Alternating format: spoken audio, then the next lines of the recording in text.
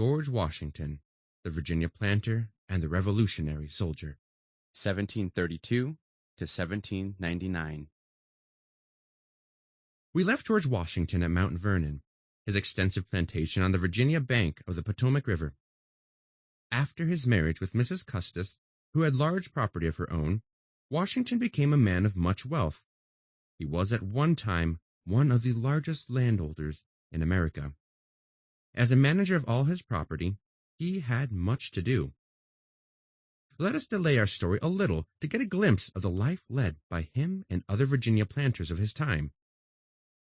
The plantations were scattered along the rivers, sometimes many miles apart, with densely wooded stretches of land lying between. Each planter had his own wharf, whence vessels once a year carried away his tobacco to England, and brought back in exchange whatever manufactured good he required. Nearly all his needs could be supplied at this wharf or on his plantation. His slaves included not only workers in large tobacco fields, but such skilled workmen as millers, weavers, tailors, wheelwrights, coopers, shoemakers, and carpenters. Washington said to his overseers, "Buy nothing that you can make within yourselves." Indeed, each plantation was a little world in itself. Hence, towns containing shops with goods and supplies of various kinds did not spring up much in Virginia. The mansion of the planter, built of brick or wood and having at either end a huge chimney, was 2 stories high, with a large veranda outside and a wide hallway inside. Nearby were the storehouses, barns, workshops, and slave quarters. These last consisted of simple wooden cabins surrounded by gardens, where the Negroes raised such things as vegetables and watermelons for their own use. In fact, the mansion and all the buildings clustered about it looked like a village. Here we could have seen, at all hours of the day, swarms of Negro children playing happily together. The planter spent most of his time in the open air, with his dogs and his horses. Washington gave to his horses rather fanciful names, such as Ajax, Blueskin, Valiant, and Magnolia, and to his dogs, Vulcan, Sweetlips, Ringwood, Forester, and Rockwood. Outdoor recreations included fishing, shooting, and horse racing. Although life on the plantation was without luxury, there was everywhere a plain and homely abundance. Visitors were sure to meet a cordial welcome. It was no uncommon thing for a planter to entertain an entire family for weeks, and then to pay a similar visit in return with his own family. Social life absorbed much of Washington's time at Mount Vernon, where visitors were nearly always present. The planter, often living many miles away from any other human habitation, was only too glad to have a traveler spend the night with him and give news of the outside world. Such a visit was somewhat like the coming of the newspaper into our homes today. We must remember that traveling was no such simple and easy matter then as it is now. As the planters in Virginia usually lived on the banks of one of the many rivers, the simplest method of travel was by boat, up or downstream. There were cross-country roads, but these at best were rough and sometimes full of roots and stumps. Often they were nothing more than forest paths. In trying to follow such roads, the travelers at times lost his way occasionally and had to spend the night in the woods. But with even such makeshift for roads, the planter had his lumbering old coach to which, on state occasions, he harnessed 6 horses and drove in great style. Washington was in full sympathy with this life, and threw himself heartily into the work of managing his immense property. He lived up to his favorite motto, "If you want a thing done, do it yourself." He kept his own books and looked with exactness after the smallest details. He was indeed one of the most methodical of men, and thus accomplished a marvelous amount of work. By habit an early riser, he was often up before daylight in winter. On such occasions he kindled his own fire and read or worked by the light of a candle. At 7 in summer and at 8 in winter, he sat down to simple breakfast, consisting of 2 cups of tea and hoe cakes made of Indian meal. After breakfast he rode on horseback over his plantation to look after his slaves, often spending much of the day in the saddle superintending the work. At 2 he ate dinner, early in the evening he took tea, and at 9 o'clock went to bed. As he did not spare himself, he expected faithful service from everyone. but to his many slaves he was a kind master, and he took good care of the sick or feeble. It may be a comfort to some of us to learn that Washington was fonder of active life than of reading books, for which he never seemed to get much time. But he was even less fond of public speaking. Like some other great men, he found it difficult to stand up before a body of people and make a speech. After his term of service in the French and Indian War, he was elected to the House of Burgesses, where he received a vote of thanks for his brave military services. Rising to reply, Washington stood blushing and stammering, without being able to say a word. The speaker, equal to the occasion, said with much grace, "Sit down, Mr. Washington. Your modesty equals your valor, and that surpasses the power of any language to express." While for many years after the close of the last French war, this modest, home-loving man was living the life of a high-bred Virginia gentleman, the exciting events which finally brought on the Revolution were stirring men's souls to heroic action. It was natural, in these trying days, that his countrymen should look for guidance and inspiration to George Washington, who had been so conspicuous a leader in the last French war. He represented Virginia at the first meeting of the Continental Congress in 1774, going to Philadelphia in company with Patrick Henry and others. He was also a delegate from his colony at the second meeting of the Continental Congress in May 1775, on being elected by this body commander-in-chief of the American Army. He at once thanked the members for their election and added, "I do not think myself equal to the command I am honored with." He also refused to receive any salary for his services, but said he would keep an account of the expenses he might incur, in order that these might be paid back to him. On the 21st of June, Washington set out on horseback from Philadelphia, in company with a small body of horsemen, to take command of the American army around Boston. Not long after starting, they met a messenger bringing in haste the news of the Battle of Bunker Hill. Washington eagerly asked, "Did the Americans stand the fire of the regular troops?" "Yes," was the proud answer. "Then," cried Washington gladly, "the liberties of the country are safe." 3 days later, about 4 o'clock on Sunday afternoon, he reached New York, where he met with a royal welcome. Riding in an open carriage drawn by 2 white horses, he passed through the streets, escorted by 9 companies of soldiers on foot. Along the route, the people, old and young, received him with enthusiasm. At New Haven, the Yale College students came out in a body, keeping step to the music of a band of which Noah Webster, the future lexicographer, then a freshman, was the leader. On July 2nd, after arriving at the camp in Cambridge, Washington received an equally enthusiastic welcome from the soldiers. Next day, General Washington rode out on horseback and, under the famous elm still standing near Harvard University, drew his sword and took command of the American army. He was then 43 years old, with a tall, manly form and a noble face. He was good to look at as he sat there, a perfect picture of manly strength and dignity, wearing an epaulette on each shoulder, a broad band of blue silk across his breast, and a 3-cornered hat with a cockade of liberty in it. Now came the labor of getting his troops into good condition for fighting battles, for his army was one only in name. These untrained men were brave and willing, but without muskets and without powder, they were in no condition for making war on a well-equipped enemy. Moreover, the army had no cannon, without which it could not hope to succeed in an attack upon the British troops in Boston. By using severe measures, however, Washington soon brought about much better discipline. But with no powder and no cannon, he had to let the autumn and the winter slip by before making any effort to drive the British army out of Boston. When cannon and other supplies were at last brought down from Ticonderoga on sledges drawn by oxen, the alert American general fortified Dorchester Heights, which overlooked the city, and forced the English commander to sail away with all his army.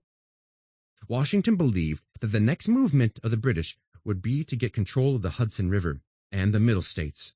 So he went promptly to New York in order to defend it against attack, but still his army was weak in numbers as well as in provisions, equipment, and training. Washington had only about 18,000 men to meet General Howe, who soon arrived off Staten Island with a large fleet and 30,000 men. Not knowing where the British general would strike first, Washington had to be on his guard at many points. He had to prepare a defense of a line of 20 miles. He also built, on opposite sides of the Hudson River, just above New York, Forts Lee and Washington.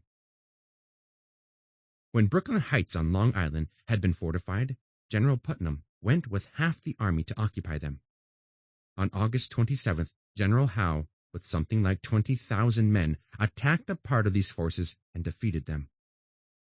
If he had continued the battle by marching at once against the remainder, he may have conquered all that part of Washington's army under Putnam's command.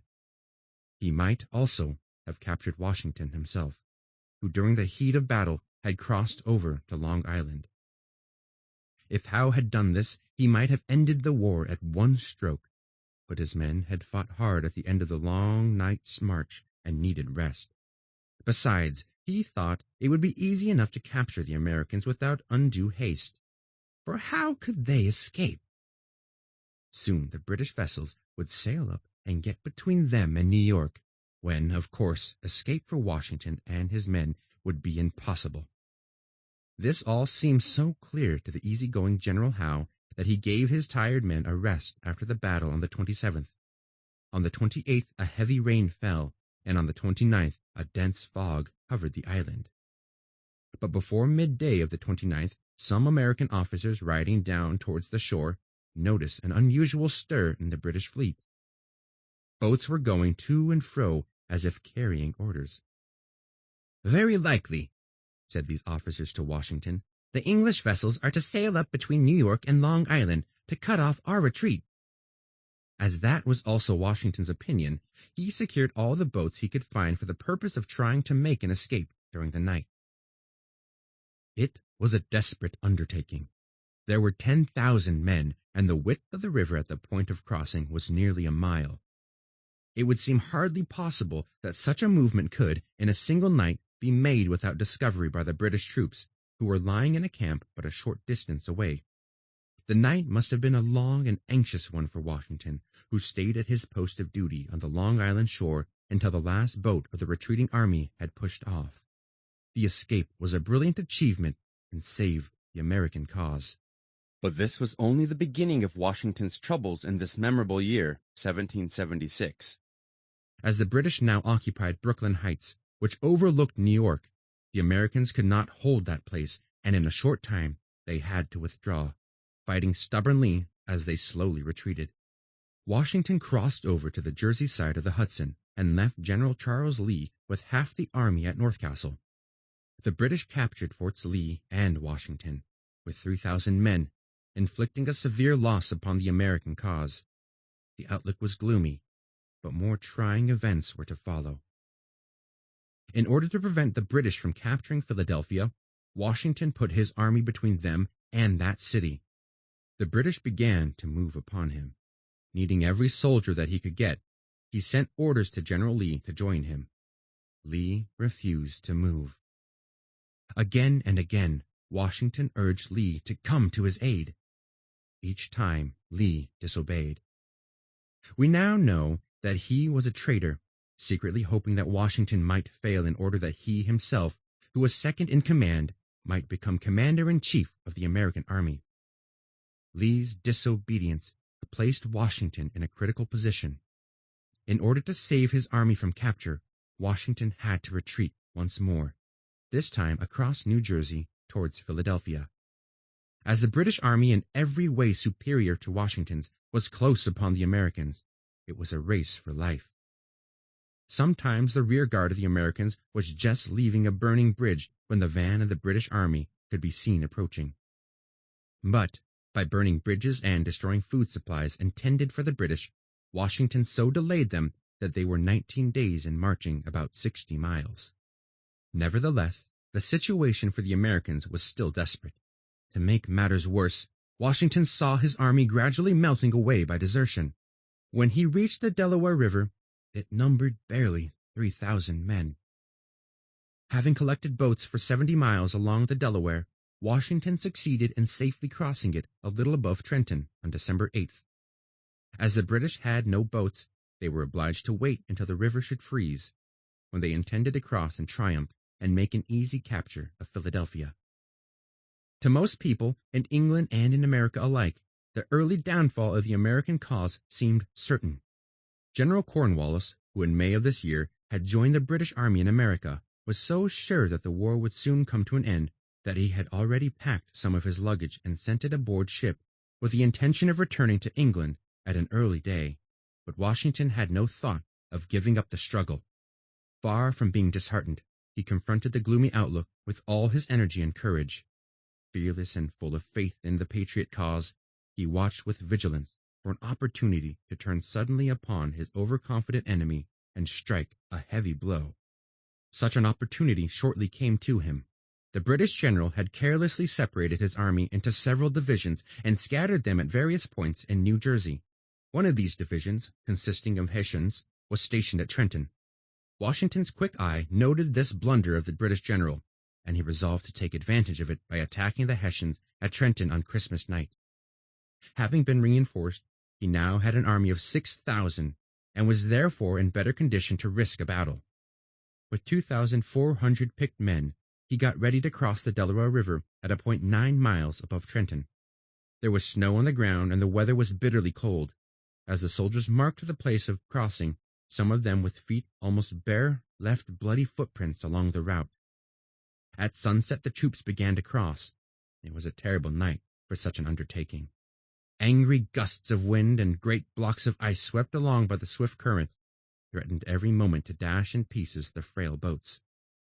From the Trenton side of the river, General Knox, who had been sent ahead by Washington, loudly shouted to let the struggling boatmen know where to land. 10 hours were consumed on the crossing. Much longer must the time have seemed to Washington, as he stood in the midst of the wild storm, his heart full of mingled anxiety and hope. It was not until 4 o'clock in the morning that the troops were ready to march upon Trenton, 9 miles away.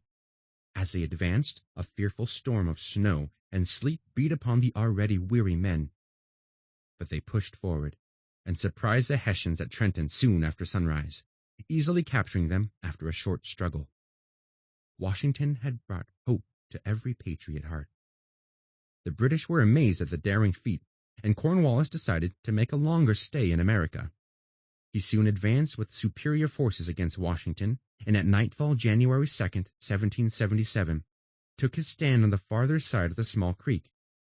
"At last," said Cornwallis, "we have run down the old fox, and will bag him in the morning." But Washington was too sly a fox for Cornwallis to bag. During the night, he led his army around Cornwallis's camp, and pushing on to Princeton defeated the rear guard, which had not yet joined the main body. He then retired in safety to his winter quarters among the hills about Morristown. During this fateful campaign, Washington had handled his army in a masterly way. He had begun with defeat and had ended with victory. In 1777, the British planned to get control of the Hudson River, and thus cut off New England from the other states. In this way, they hoped so to weaken the Americans as to make their defeat easy. Burgoyne was to march from Canada by way of Lake Champlain and Fort Edward to Albany, where he was to meet not only a small force of British under St. Leger from the Mohawk Valley, but also the main army of 18,000 men under General Howe, which was expected to sail up the Hudson from New York. The British believed that this plan would be easily carried out and would soon bring the war to a close. And this might have happened if General Howe had not failed to do his part. Instead of going up to meet and help Burgoyne, however, he tried first to march across New Jersey and capture Philadelphia. But when he reached Morristown, he found Washington in a stronghold where he dared not attack him. As Washington would not come out and risk an encounter in the open field, and as Howe was unwilling to continue his advance with the American army threatening his rear, he returned to New York. Still desirous of reaching Philadelphia, however, he sailed a little later with his army to Chesapeake Bay. The voyage took him 2 months. When at length he advanced towards Philadelphia, he found Washington ready to dispute his progress at Brandywine Creek. There a battle was fought, resulting in the defeat of the Americans.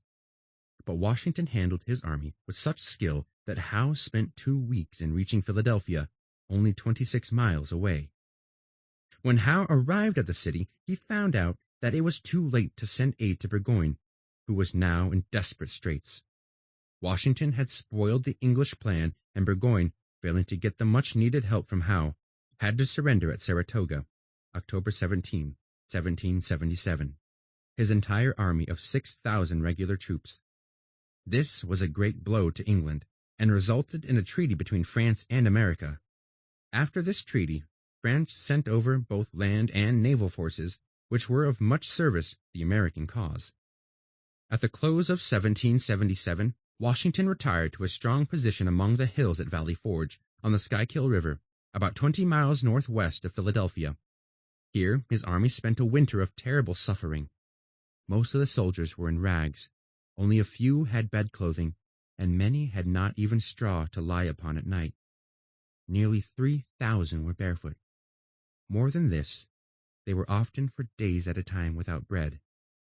It makes one heartsick to read about the sufferings of these patriotic men during this miserable winter.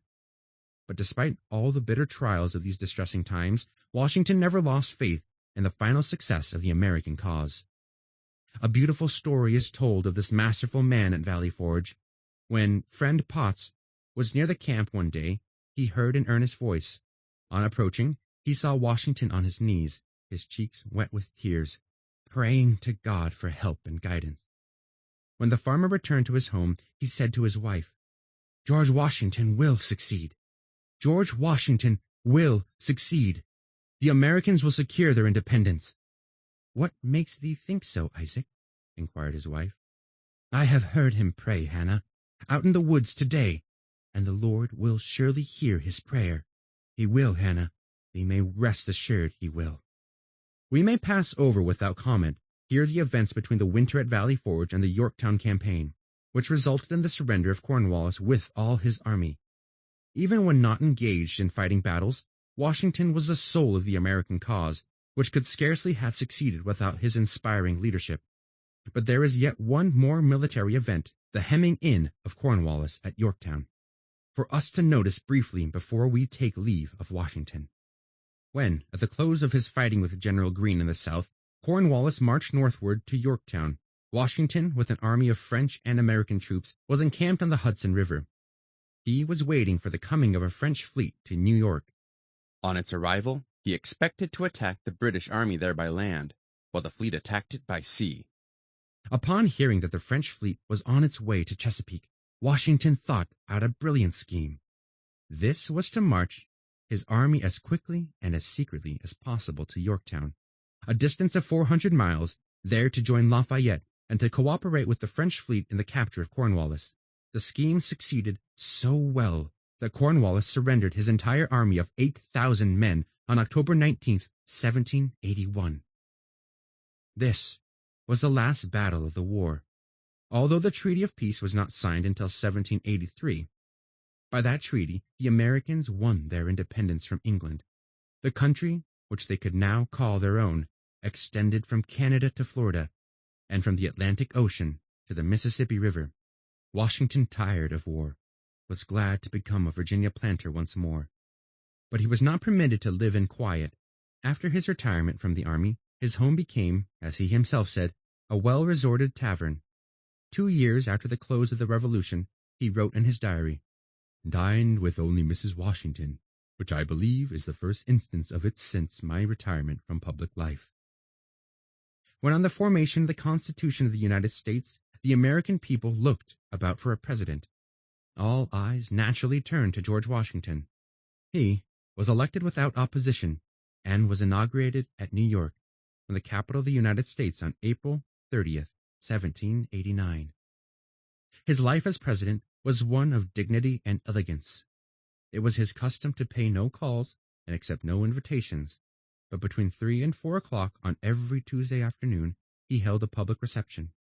On such occasion he appeared in court dress, with powdered hair, yellow gloves in his hand, a long sword and scabbard of white polished leather at his side, and a cocked hat under his arm. Standing with his right hand behind him, he bowed formally as each guest was presented to him. After serving 2 terms as president with great success, he again retired in 1797 to private life at Mount Vernon. Here he died on December 14th, 1799, at the age of 67, loved and honored by the American people. End of chapter 16.